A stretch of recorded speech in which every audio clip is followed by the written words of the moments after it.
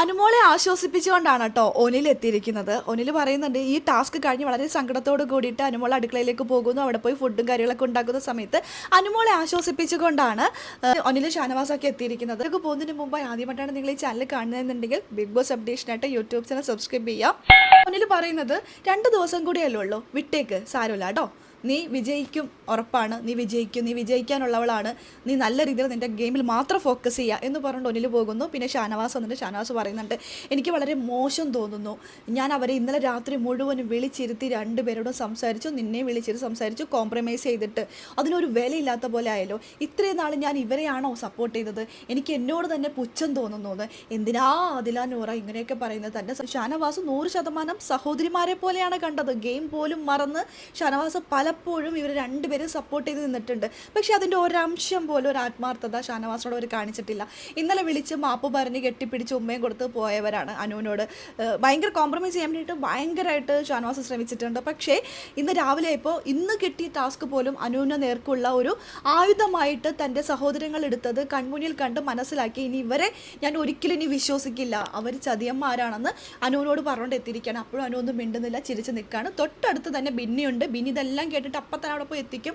അപ്പോഴേക്കും അഭിലാഷമൊക്കെ വരുന്നു, അതുപോലെ ജിഷിൻ വരുന്നു, ഒനിൽ വരുന്നു, അനുമോളെ ആശ്വസിപ്പിക്കുന്നു, സാരമില്ല, പോട്ടെ, അതൊക്കെ വിട്ടേക്ക്, അതൊക്കെ ഓരോരുത്തരുടെ കൾച്ചറാണ്, പിന്നെ ഈ ഒരു ടാസ്ക് തന്നതെല്ലാം പറഞ്ഞു തീർക്കാൻ വേണ്ടിയിട്ടാണ്. അതൊന്നും മനസ്സിലാക്കാതെ അവരിങ്ങനെ കളിച്ചിട്ടുണ്ടെങ്കിൽ പ്രേക്ഷകർ അവരെ വിലയിരുത്തട്ടെ, നീ പ്രേക്ഷകർക്ക് വില കൊടുത്താൽ മതി. പിന്നെ ജിഷിൻ ഇതിലെടുത്ത് പറയുന്ന ഒരു കാര്യമുണ്ട്, സെൽഫ് റെസ്പെക്റ്റ്. ആ ഒരു സംഭവമുണ്ട്, എനിക്ക് എൻ്റെ വൈഫ് പറയാറുള്ള ഒരു കാര്യമാണ്, സെൽഫ് റെസ്പെക്റ്റ് കളഞ്ഞ് ഒരാളുടെ അടുത്തേക്ക് നമ്മൾ പോകരുതെന്ന്.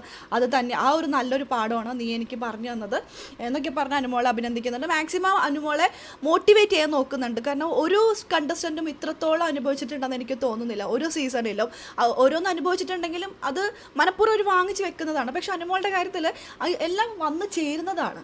എല്ലാ പ്രശ്നങ്ങളും കുത്തുവാക്കുകളൊക്കെ അനുമോളുടെ പേരിൽ വന്ന് ചേരുന്നതാണ്. എനിക്ക് തോന്നുന്നു ഇത് അസൂയ കുശുമ്പ് എന്നുള്ളത് മാത്രം, ആ ഒരു വികാരത്തിൽ മാത്രം ഉണ്ടായ പ്രശ്നങ്ങളാണെന്നാണ് എൻ്റെ ഒരു കണക്ക് കൂട്ടൽ. കാരണം അസൂയ കുശുമ്പ് വന്നു കഴിഞ്ഞാൽ നമുക്കൊന്നും ചെയ്യാൻ പറ്റില്ല. ഒരു സ്റ്റേജ് കഴിഞ്ഞ് അതൊരു പ്രതികാരത്തിലേക്ക് മാറും. അത്തരം രീതിയിലേക്കാണ് കേട്ടോ ഇത് പോയിരിക്കുന്നത്. അനുമോൾ എന്ന് പറഞ്ഞ വ്യക്തിയോടുള്ള പ്രതികാരമായി മാറിക്കഴിഞ്ഞു. അത് ശൈത്യയ്ക്ക് ആ ഒരു അസൂയ കുശുമ്പുണ്ട്, അതൊരു പ്രതികാരത്തിലേക്ക് മാറി. ബിൻസിക്കും ഉണ്ട്. അത് ഇവർ 2 പേരുടെയിലേക്കും, അതായത് ആദിലെടുത്ത നൂറുടെയും ചെവിയിലേക്ക് ഓതിക്കൊടുത്ത് അവരെയും അത് ഇഞ്ചക്ട് ചെയ്ത് അവരെയും അത്തരത്തിലാക്കി കളഞ്ഞു. പക്ഷെ അവർ ഗെയിമിലാണെന്നുള്ളൊരു ചിന്ത അവർക്കാണ് ഉണ്ടാവേണ്ടത്. പക്ഷെ അവർക്ക് അങ്ങനെ ഒരു ചിന്തയില്ല.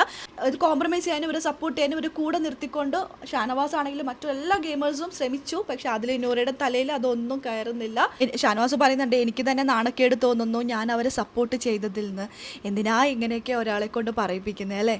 എന്തായാലും അതിലൂടെ നൂറയുടെ കാര്യത്തിലൊരു തീരുമാനമായിട്ടുണ്ട്. ഇനി എന്താകുമെന്ന് നമുക്ക് കാത്തിരുന്ന് തന്നെ കാണാം. ലൈവ് അപ്ഡേഷൻ ഈ ചാനലിൽ ഉണ്ടാകും. ആദ്യമായിട്ട് കാണുന്ന പ്രേക്ഷകരാണെങ്കിൽ കൂടുതൽ ബിഗ് ബോസ് വിശേഷങ്ങൾക്കായിട്ട് യൂട്യൂബ് ചാനൽ സബ്സ്ക്രൈബ് ചെയ്യുക.